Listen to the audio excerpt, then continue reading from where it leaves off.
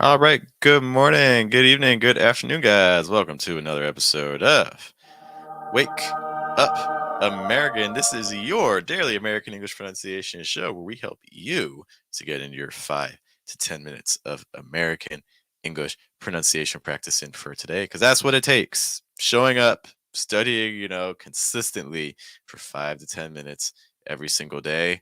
You take a day off. We just passed the holidays. Maybe you weren't able to study as often as you wanted. This is how we can get you back into your routine, into your grind, so you can start feeling some real progress. To guide you in this process, hello, my name is Jeff. It rhymes with breath. That's one of the four keys to a natural sound in American English pronunciation. And today we're going to be focusing on key aspect of American English that doesn't get covered a lot of times. We're going to be taking a look at some intonation patterns. We're going to be listening to some native speaker speech to kind of exemplify some of the things we're talking about. And if you're not familiar with the concept of intonation, let's just kind of talk briefly about what intonation is. You may be familiar with a couple patterns. So, for instance, you may be familiar with something called rising intonation. Rising intonation is basically when a sound does something like this. That's rising intonation. We're going up. That's commonly used for yes no questions. So, for instance, if someone asks, hey, do you live here? Do you live here? That's rising intonation on here. Here. Do you live here? Okay. Rising intonation is also used to show that you're not done talking. Are you more to say? You're continuing. So a lot of times you'll see this with clauses, like maybe a conditional, like, oh, if you go to the store, uh, don't buy that. Like if you go to the store, don't buy that. Do you hear that? Store, don't buy that. So it's rising intonation on store. There's also falling intonations. So falling intonation is like this. Falling intonation commonly used for facts or true statements, like, oh, it's raining outside. It's raining outside. Outside. Outside. It's raining outside.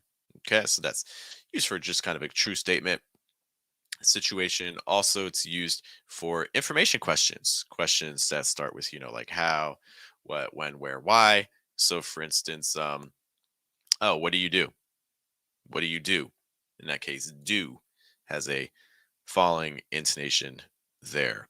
For those of you who are Mandarin speakers or speakers of tonal languages, a lot of times rising intonation in American English is somewhat similar to like oftentimes like a second tone, like this, and then falling intonation similar to like a fourth tone, like this, very sharp falls and things like that. Good morning to Emmanuel stopping by, or should I say good afternoon to them.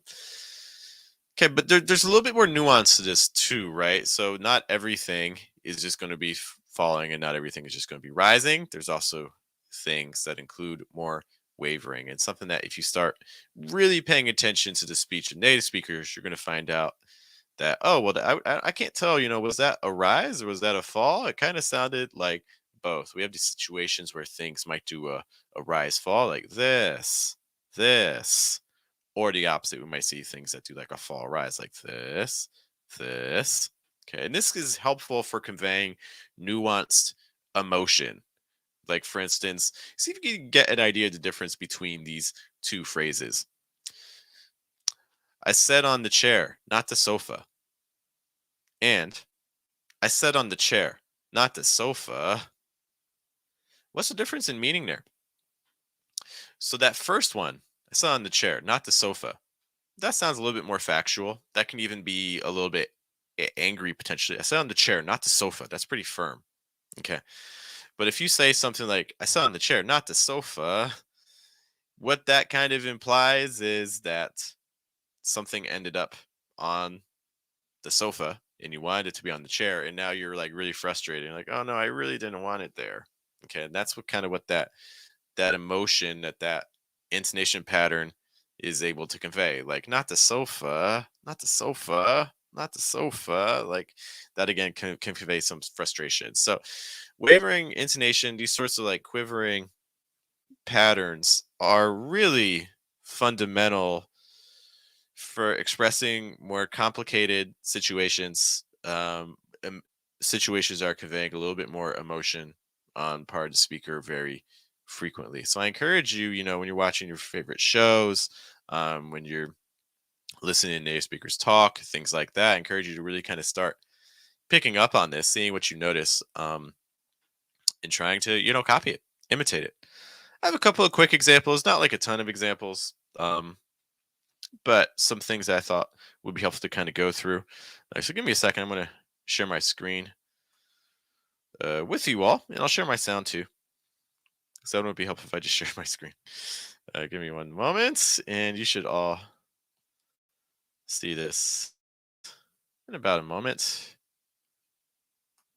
All right, and we're gonna kick that one out. Okay, cool. Make myself a little bit bigger because you guys don't really need to see everything. Okay, we're here. All right, so I'm just gonna kind of play this audio. This audio is maybe about, I don't know. I think I'm gonna play maybe about 20 seconds of it. I'm gonna pause the different moments to kind of show you just some of these things about intonation that I'm describing. All right, so let's start here. Nightclub or a loud bar.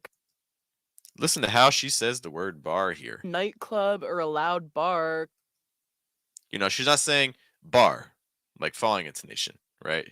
But she's also not saying bar with rising intonation. Nightclub or a loud bar. She has a little bit of a quiver there. It's like a nightclub or a loud bar, bar, bar. This is like bar, you hear that little quiver right there at the end. Bar, Nightclub or a loud bar. bar. Okay, so that's just one example. See if you can copy that. Nightclub or a loud bar. Let's give some more context too. So what is she actually saying here? Possible after 15 minutes of that noise. And a nightclub or a loud bar comes in at around 110 decibels. Okay, so she's just kind of giving examples of different places, almost like a list, a short list. We'll keep rolling. So that noise can actually damage your hearing in less than 5 minutes. Basically damage your hearing in less than 5 minutes. Put that part again. 110 decibels. So that noise can actually damage your hearing in I would say like even like hearing a little bit. So it's not hearing, it's not hearing, it's like hearing can actually damage your hearing, can actually damage your hearing, can actually damage your hearing. 110 decibels. So that noise can actually damage your hearing. So that noise can actually damage your hearing. And this is something that I think a lot of times students are missing out a little bit on when saying multi-syllable words. I think a lot of times one of the things that we see is that students are using they're not necessarily varying the intonation among the syllables. So, for instance, in this case, we had the word hearing, and the two syllables had slightly different intonation patterns, right? Hearing and hearing, like a different, can damage your hearing, can damage your hearing. So things like that. Watching for intonation among different syllables as well. I'm going to play a little bit more. Damage your hearing in less than 5 minutes. Basically, it's like one big exponential curve where the louder the noise, the less time you can listen to it. Curve where the louder the noise. I would say listen to how she says noise a little bit here. Exponential curve where the louder the noise. Noise, noise. The louder the noise, the louder the noise. It's not just loud noise. It's not loud noise. It's the louder the noise. Exponential curve where the louder the noise. The louder the noise. The louder the noise. So you're getting just a little bit of movement there also on noise. Okay, so watching out for that. I'm going to play just a little bit more. I haven't listened to the rest of this, so if something comes up, we'll take a look at it. The less time you can listen to it unprotected. But there are steps you can Let's just notice that but. to it unprotected. But but but I would say it has like a kind of, you kind of hear a little bit. Don't touch is like but it's like but so you get that kind of slight dip at the beginning, then it kind of curls up. But sorry. Unprotected. But there are steps you can take to minimize that risk, like wearing earplugs. Now, earplugs won't block out everything you hear. They're just a tool to take So hear how she says tool. everything you hear. They're just a tool. They're just a tool. They're just a tool. Tool. They're just a tool. It's not just they're just a tool or they're just a tool. It's they're just a tool. So you're gonna get a slight little quiver there in that movement. To take everything down a notch. In fact, if you love music and you want to preserve how it sounds, you Listen how she says sounds you here. love music and you want to preserve how it sounds, Sounds. She's not saying sounds and she's not saying sound. She's saying sounds. Sounds. You know, it sounds. So you can get a little bit of movement there. you can even get filtered plugs. Those maintain the natural resonance of sound and music. Dr. Naeem makes custom versions of those for her patients who are musicians. So it's not like you're just blocking everything out. You're still able to. Listen how she says the word out here. So it's not like you're just blocking everything out. Out. Out. Not just like blocking everything out or blocking everything out. It's out. Out. Blocking everything out. Blocking everything out. Let's play that part one more time. See if you can hear that.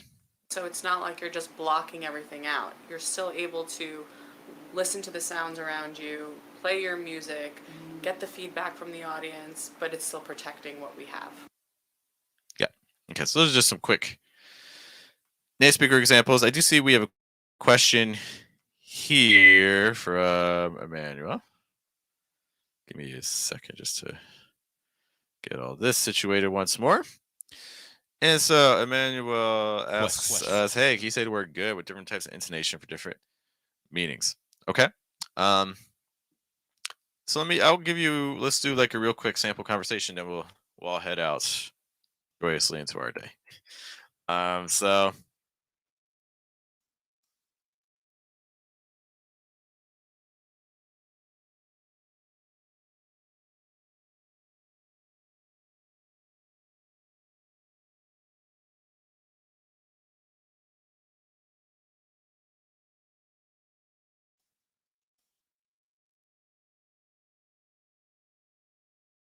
So here's just going to be a quick sample conversation. Okay. So let's imagine you have two people. They're going to alternate every line. Okay. So someone asks, hey, how's the show? Someone says, oh, it's good. Second person says, good. And then the next person says, yeah, didn't I say good? So how was the show? It was good. Following intonation. Just fact situation. It was good. Okay. The next person is surprised. They're expecting something to be either horrible or they think that's an understatement, whatever. They're surprised. So to show the surprise, they're going to use a little bit of a quiver here. It's like good, good. And then the last person asking a yes no question is just going to use rising intonation. Yeah. Didn't I say good? Good. Did I say good? So that's just a yes no situation. So again, how was the show? Yeah, it was good. Good. Yeah, didn't I say good? So that just kind of a real quick example of three different intonation patterns there. Now, if you are here and you're like, man, I want to study this more, I'm not sure if I'm getting it, I'm not sure if I'm doing it right, I do want to encourage you to check out fluentamerican.com/Telegram. We have a group on Telegram that's membership based, and this is what it looks like. Every single day, members can send in audio files, and then they get feedback on those files within 24 hours. So if you're a kind of person that doesn't just want to listen to videos, but actually wants to get feedback from a coach, that is me, and also my assistant, Lenora, we'd love to have you. We're here to help you out every single day. Like I said, that's part of the reason we do the live stream. We want to make sure you have access to pronunciation resources every single day. You get some level of interaction. I know it's one-sided, but it's still something. You can be here with me. But if you want to take that to the next level, and you want to start getting some actual feedback for your specific pronunciation needs, that's what the Telegram group is for. We would love to see you there. Emmanuel says, thank you. Thank you, Emmanuel. All right, guys, I do have to run, but hopefully this gives you some things. So just start paying attention to a native speaker speech. See if you can start capturing some of those little quivers and wavers when people talk. I promise you they're everywhere once you start listening for them. Once more, my name is Jeff. It rhymes with breath. It's one of the 4 keys to a natural sound American English pronunciation. Thanks for sticking with us this morning. look, there's a million pronunciation resources out there. So the fact you tuned into us for a little bit of your time is greatly appreciated. I hope you guys have a good day, have a good night, have a good afternoon. I will see you all later, you guys.